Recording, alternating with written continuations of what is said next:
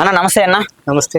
రీసెంట్గా జగన్మోహన్ రెడ్డి గారు పవన్ కళ్యాణ్ అన్న వ్యక్తి కార్పొరేటర్కి ఎక్కువ, ఎమ్మెల్యేకి తక్కువ, ఈయన చేసిన వ్యాఖ్యల మీద మళ్ళీ జగన్మోహన్ రెడ్డి గారు రిపీట్ వ్యాఖ్యలు అయితే చేశారు. దీని గురించి మీరు ఏమంటారు? ఇప్పుడు ఆయన ప్రతిపక్ష నాయకుడికి హోదాకి అర్హుడు కాదు. అది ఆయనకి కూడా తెలుసు. మరి ఆ హోదా లేని వ్యక్తి ఎమ్మెల్యేకి ఎక్కువ, ప్రతిపక్ష హోదా నాయకుడికి తక్కువ ఆయన.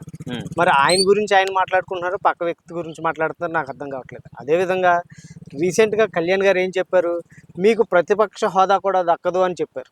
అవును, ఆయన చేశారు. చెప్పి మాట చేయగలిగే సత్తా కళ్యాణ్ గారికి ఉంది. ఇతను ఏదో గాలి మాటలు మాట్లాడుతున్నాడు. ఆయనకి మతిస్థిమితం లేదు ప్రస్తుతానికి. అంటే చాలా ఇబ్బందుల్లో ఉన్నాడు ఆయన. ఏంటి నాకు ఈ పరిస్థితి ఇలా వచ్చింది ఏంటి అని ఒక షాక్లో ఉన్నాడు ఆయన. అదే ఆయన పరిస్థితి. ఆయన మాటలు మనం పెద్దగా పట్టించుకోకలేదు. మరో విషయం, ఎందుకని జగన్మోహన్ రెడ్డికి ప్రతిపక్ష హోదా ఇవ్వలేదు?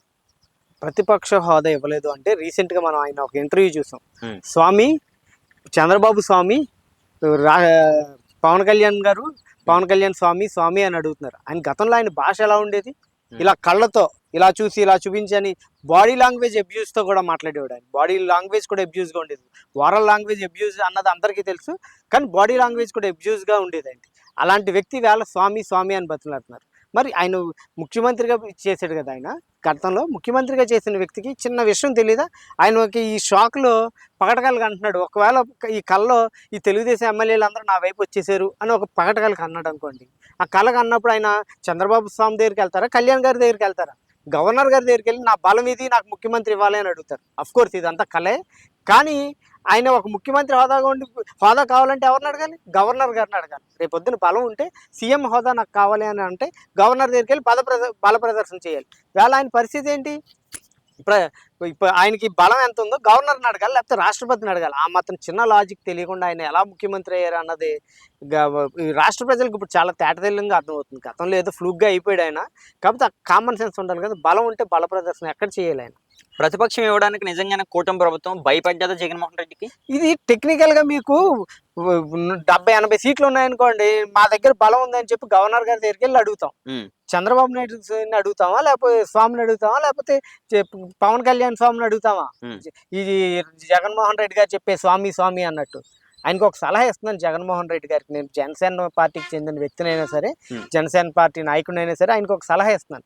మీరు స్వామి అని భాష మాట్లాడకండి. ఎందుకంటే మీరు పులివెందులు అని పేరు ఈయన పుడతాడని తెలిసి పులివెందులు అని పేరు పెట్టారంట.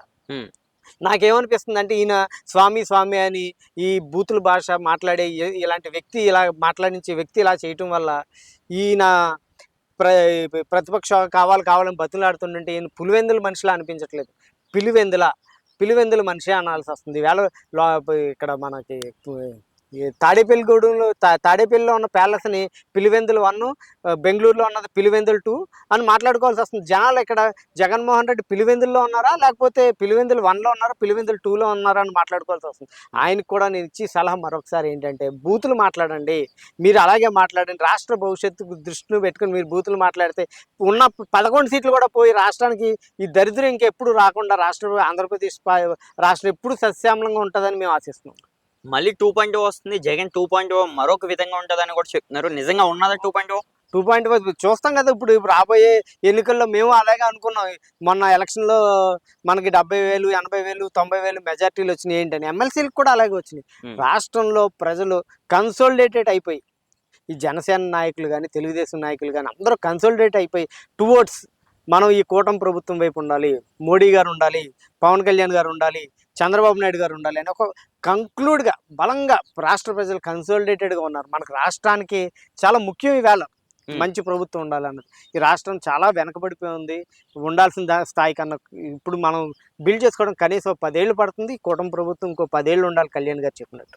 గతంలో చూసుకుంటే వైసీపీ నాయకులు కూడా పవన్ కళ్యాణ్ గారిని అసెంబ్లీ గేటు కూడా తాకనివన్నారు. అటువంటి వ్యక్తి ఇప్పుడు అసెంబ్లీ కళ్ళు కూర్చుంటున్నారు.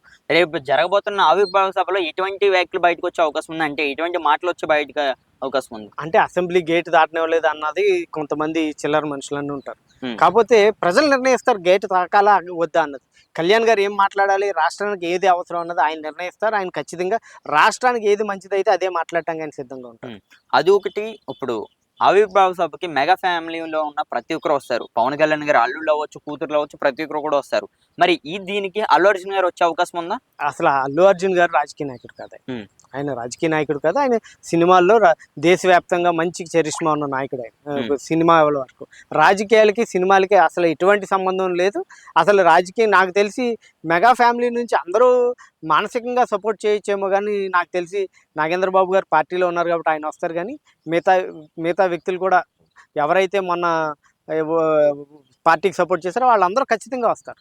అల్లు ఫ్యామిలీ నుంచి వస్తారా రారా అన్నది వాళ్ళ ఆలోచన, అది మనం చెప్పలేం, వాళ్ళే చెప్పాలి. అసలు అది